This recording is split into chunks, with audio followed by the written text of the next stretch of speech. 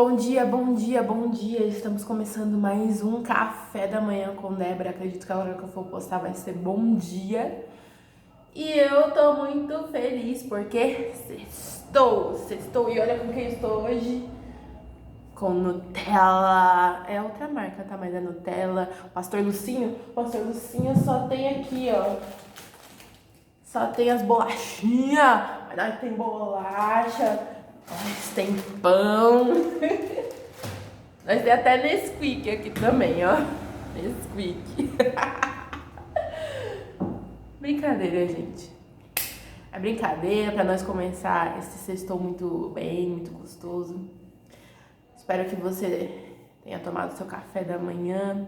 Hoje, se eu não me engano, também é dia dos professores. Parabéns a todos os professores.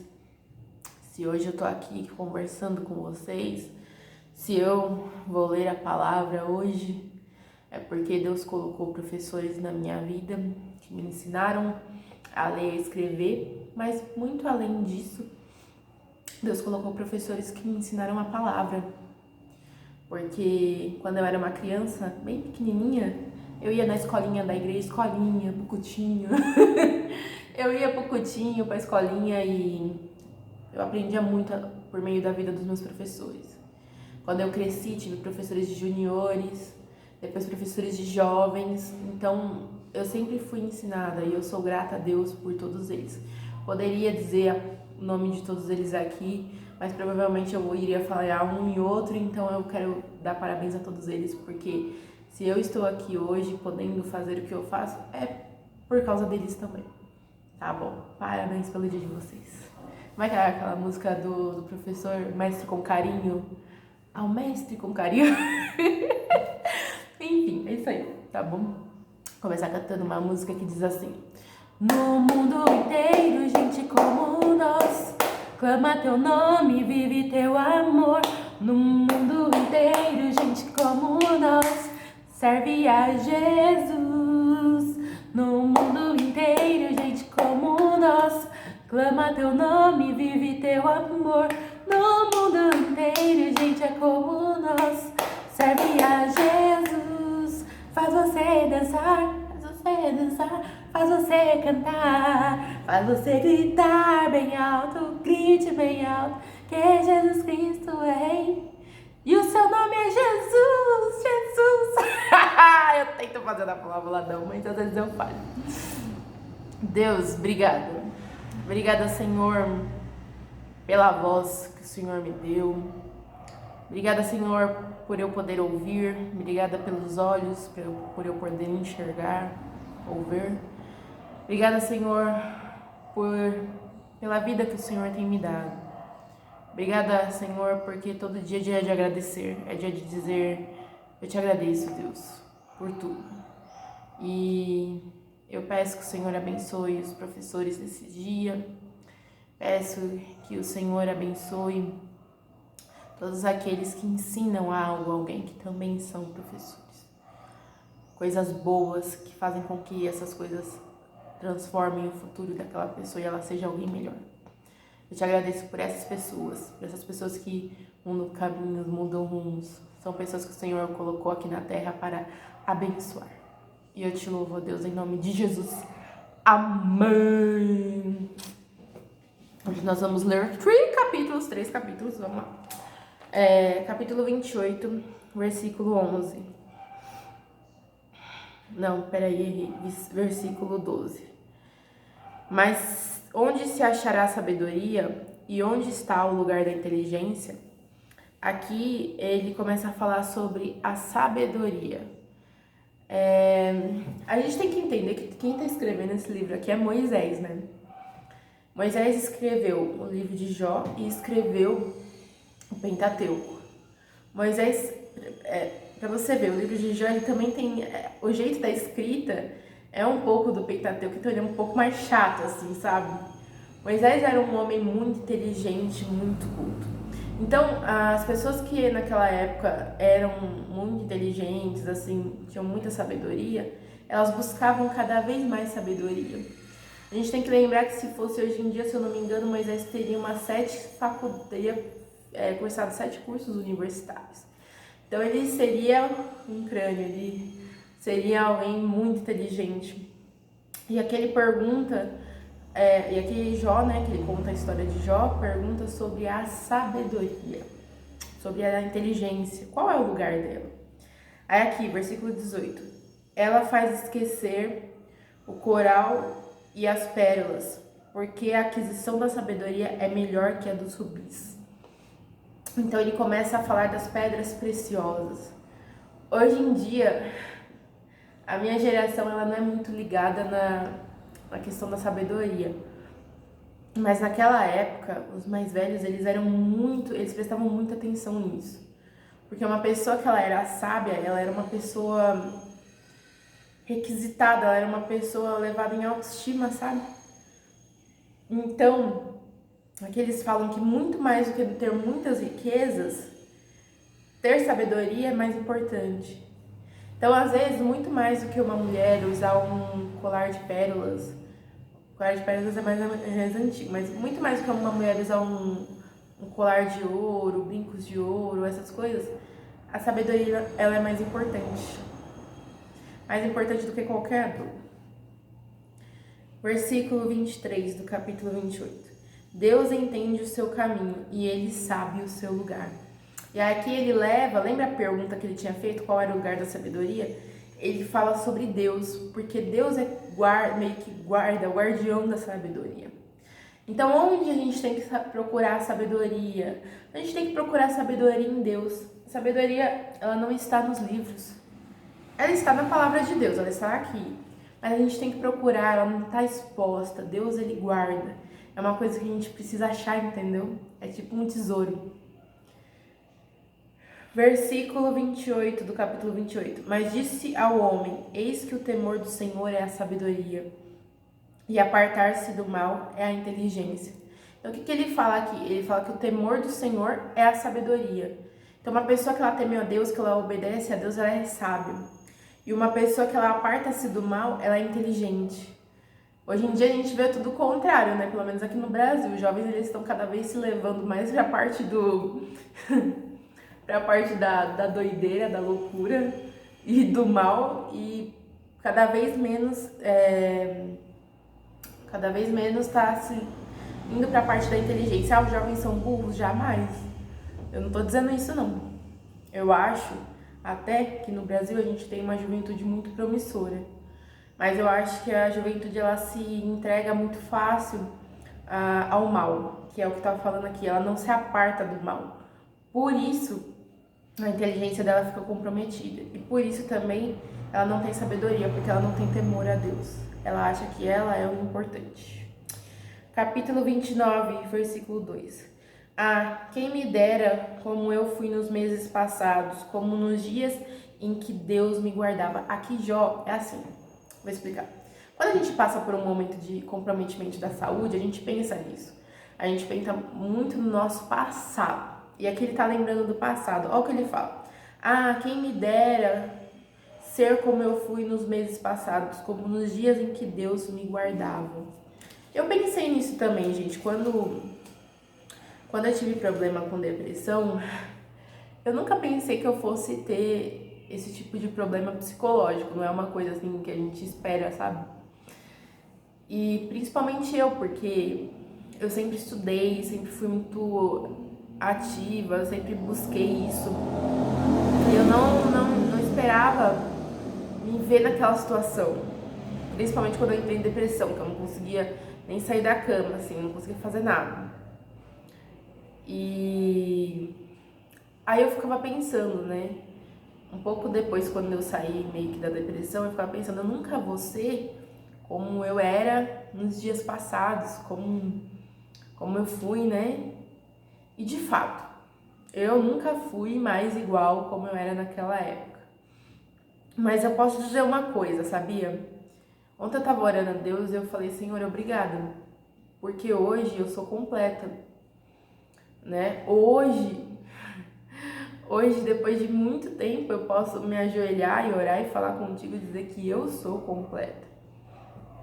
Hoje eu entendi que Eu não dependo de estar bem ou de estar com muita saúde para entender que o Senhor me ama e que a minha vida é uma vida boa, uma vida em que eu tenho a tua graça, sabe? Então hoje em dia eu posso dizer que eu vivo a melhor época da minha vida porque eu descobri a graça de Deus hoje, assim, independente daquela época, porque daquela época meio que eu tava condicionada, e até um tempo atrás eu tava condicionada a ter as coisas para ser realizada. E hoje em dia eu entendi que Deus é o suficiente. Deus é o suficiente para minha vida. E eu tendo Ele, as outras coisas elas serão acrescentadas. Versículo 4 do capítulo 29. Como era nos dias da minha mocidade, quando o segredo de Deus estava sobre a minha tenda. Então é isso, Joel estava falando aqui, ó, o segredo de Deus, as coisas de Deus estavam sobre a minha vida, né? Naquela época eu era jovem, eu falava isso, eu tinha 18 anos, eu era muito nova, muito nova.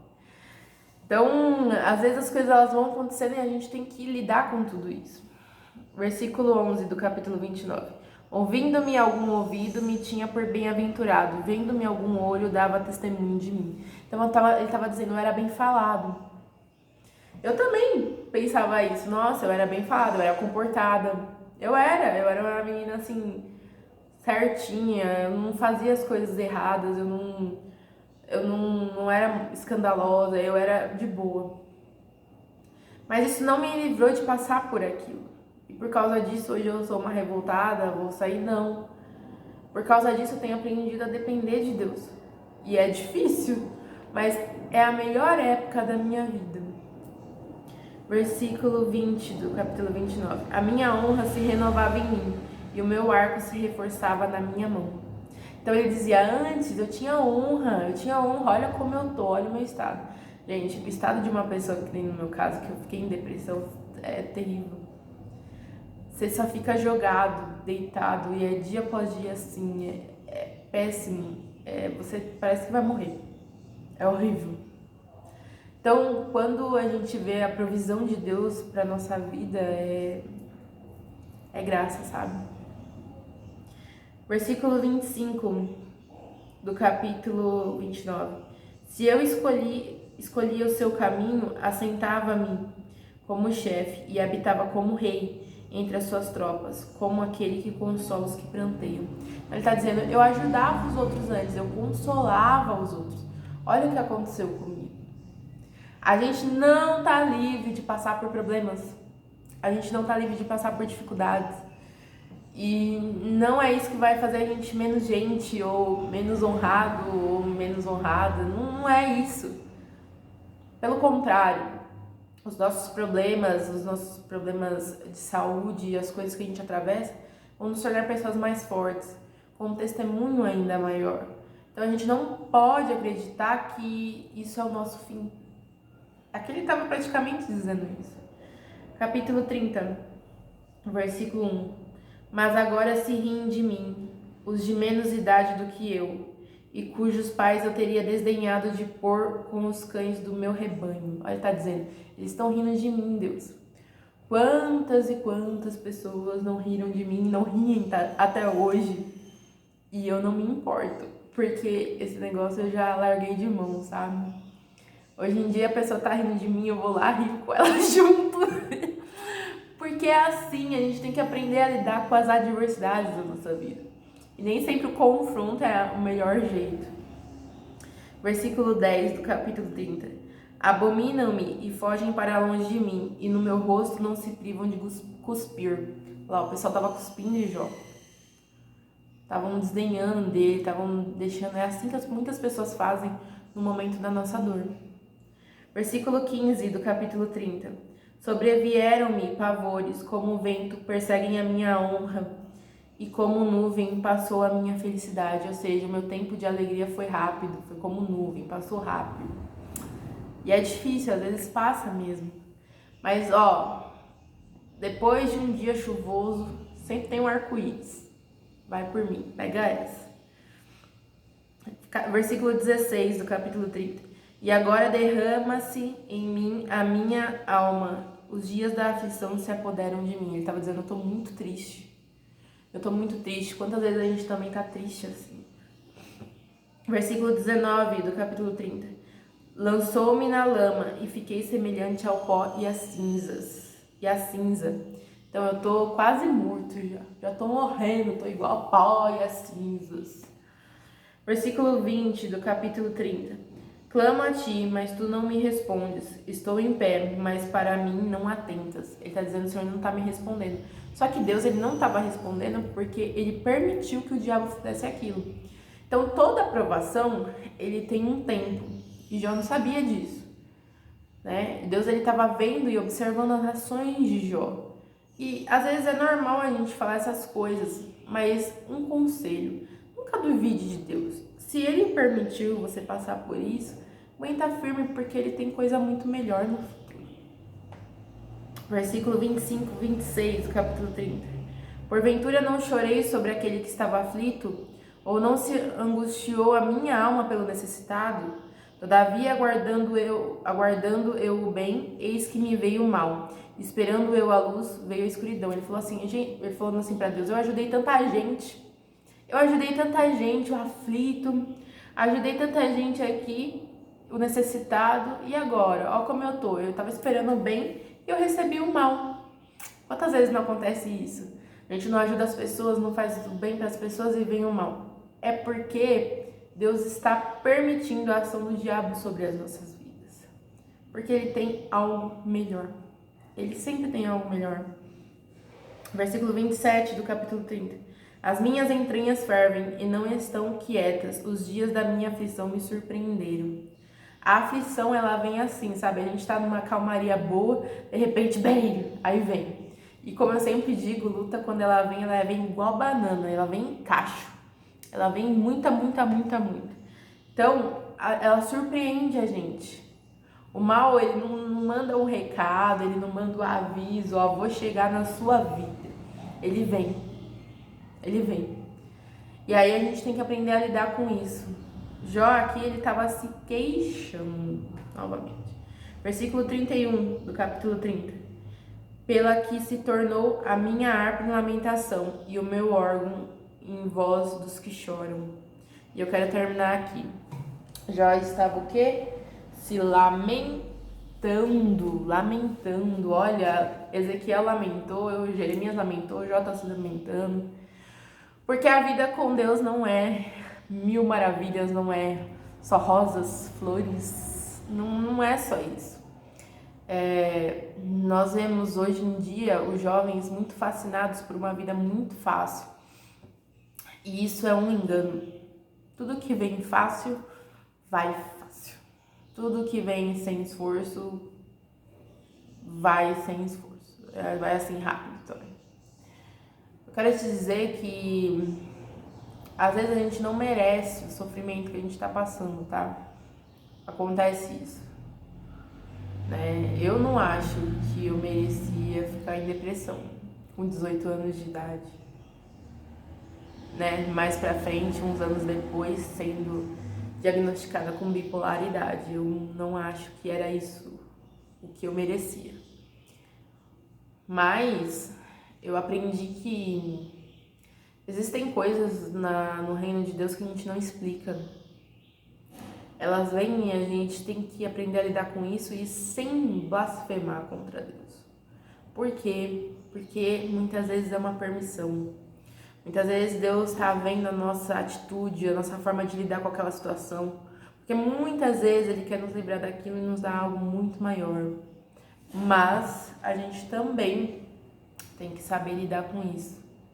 A vida de Jó é um exemplo da forma como que nós lidamos com as adversidades, com os problemas. Jó ele foi tocado na riqueza, na família e na saúde.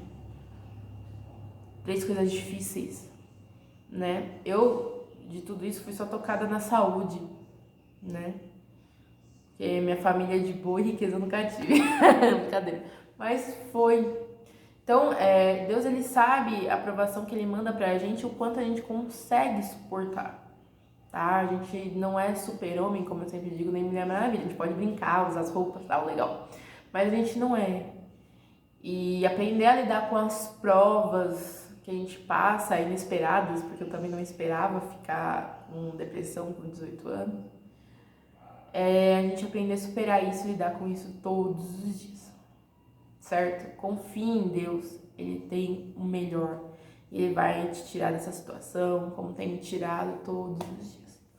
Tá bom? Que você seja feliz hoje, que você tenha um dia produtivo, se realize no seu trabalho, seja próspero.